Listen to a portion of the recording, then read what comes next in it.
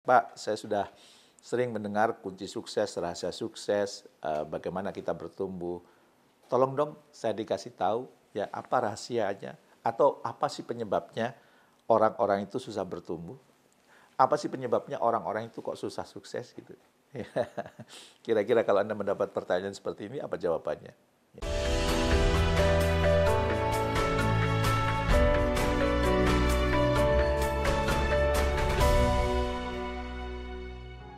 Banyak orang-orang bertanya kepada saya itu tentang apa sih rahasianya sukses, apa sih kunci supaya kita itu terus bertumbuh, tidak stagnan, terus move on, ya, sehingga menghasilkan buku misalnya On yang saya tulis, menghasilkan buku DNA Sukses Mulia yang saya tulis, itu karena pertanyaan-pertanyaan bagaimana supaya hidup saya makin sukses, bagaimana supaya hidup saya makin bertumbuh. Tapi ternyata menarik juga ya, ada salah satu peserta training bertanya kepada saya, Pak, saya sudah sering mendengar kunci sukses, rahasia sukses, bagaimana kita bertumbuh. Tolong dong saya dikasih tahu ya apa rahasianya atau apa sih penyebabnya orang-orang itu susah bertumbuh. Apa sih penyebabnya orang-orang itu kok susah sukses gitu. Kira-kira kalau Anda mendapat pertanyaan seperti ini apa jawabannya? Ya. Ini jawaban yang mau saya berikan ini disclaimer ya, belum saya riset ya, tapi ini berdasarkan pengalaman yang saya hadapi selama saya menjadi trainer, selama saya mendampingi banyak trainer, leader, entrepreneur, dan mendampingi orang-orang yang mau bertumbuh. Dalam pengalaman saya, ternyata kalau ada orang yang memiliki 5 hal ini orang ini susah bertumbuh. Orang ini sukses sekali untuk sukses. Ya, kalau toh berhasil mentok-mentoknya mediocre itu, rata-rata. Kira-kira apa 5 hal itu?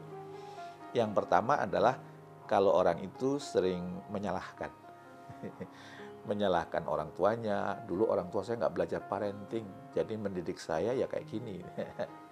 Atau mungkin menyalahkan bosnya, ya, bos saya itu sentimen, ya. Dia selalu memberikan tugas-tugas berat buat saya, ya. Bos saya itu memberikan penilaian buruk terhadap saya gitu. Atau kalau dia pimpinan menyalahkan anak buah, ya. Anak buah saya itu nggak perform, ya. Anak buah saya itu kapasitasnya susah gitu ya. Mau dipecat, dia itu termasuk karyawan awal misalnya ya. Atau bahkan ada yang menyalahkan pasangan hidupnya, ya. Saya tidak berhasil kayak gini ya karena saya digandolin sama pasangan hidup saya, digandolin sama istri saya, digandolin sama suami saya, ya. Bahkan kadang menyalahkan cuaca, menyalahkan COVID, ya, menyalahkan perang Rusia Ukraina, menyalahkan krisis ekonomi, pokoknya hidupnya itu menyalahkan, ya. Orang yang sering menyalahkan ini akhirnya dia lupa untuk introspeksi diri, ya, sibuk mencari kambing hitam. Wajar kalau kemudian orang ini nggak bertumbuh. Wajar kalau orang ini kemudian tidak sukses gitu. Nah, selain yang menyalahkan, yang kedua itu ternyata orang yang suka membanding-bandingkan, ya.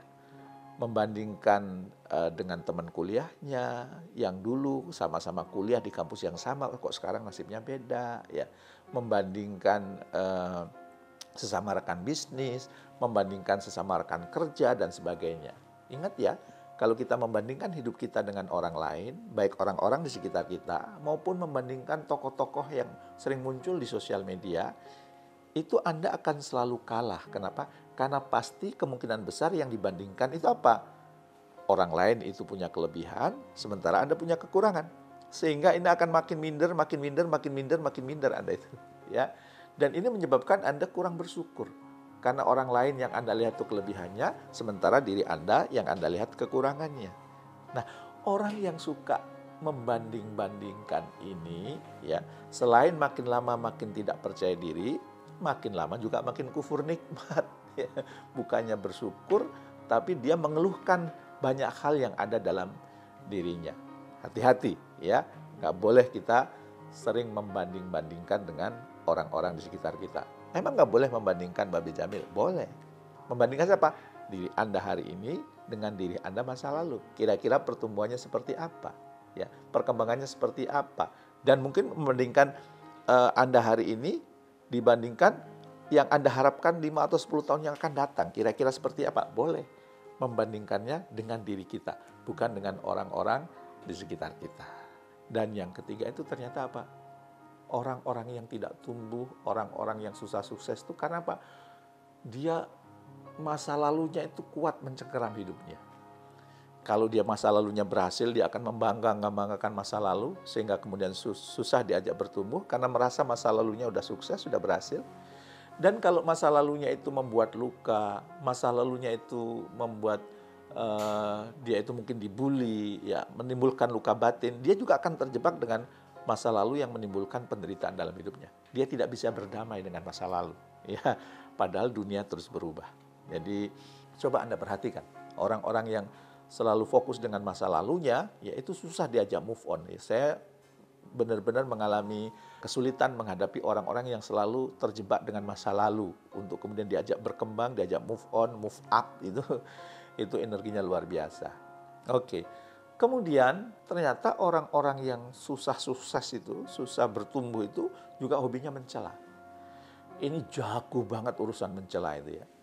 Mencela penampilan temennya, mungkin bajunya nggak matching, ya, mencela rambut kayak rambutnya, mencela ide dan gagasannya, ya, mencela pemikiran-pemikiran orang lain, mencela pendapat orang lain, ya, mencela gagasan orang lain, ya, seolah-olah dia yang paling sempurna gitu ya, orang lain itu layak untuk dicela. Ya, ini juga susah untuk bertumbuh, ya. Sekali lagi kalau toh dia berkembang mentok-mentoknya mediocre gitu. Ya, susah untuk keluar dari itu. Dan yang terakhir ternyata apa? Orang yang menyombongkan diri. Ya, menyombongkan diri bahwa aku lebih senior, ya. Aku lebih tahu, ya. Aku lebih pintar, aku lebih baik status sosial ekonominya, ya. Merasa lebih dibandingkan yang lain. Ternyata ini juga menghambat, ya. Padahal dulu saya pernah punya persepsi, ya, kalau kita membanggakan diri bahwa saya bisa ini, itu akan meningkatkan kepercayaan diri kita. Ternyata itu justru membuat kita nggak bertumbuh, karena kita merasa lebih dibandingkan yang lain, maka kita nggak mau menerima feedback, nggak mau menerima ilmu-ilmu baru, nggak mau menerima pendapat dari orang-orang di sekitar kita, sehingga kita ketinggalan zaman, idenya ya itu saja, bulat di itu saja gitu, nggak bertumbuh gitu. Nah, maka praktekkan 5 hal ini, insya Allah punya modal untuk jauh lebih move on, jauh lebih bertumbuh dibandingkan sebelumnya. Nggak percaya? Coba dulu dong.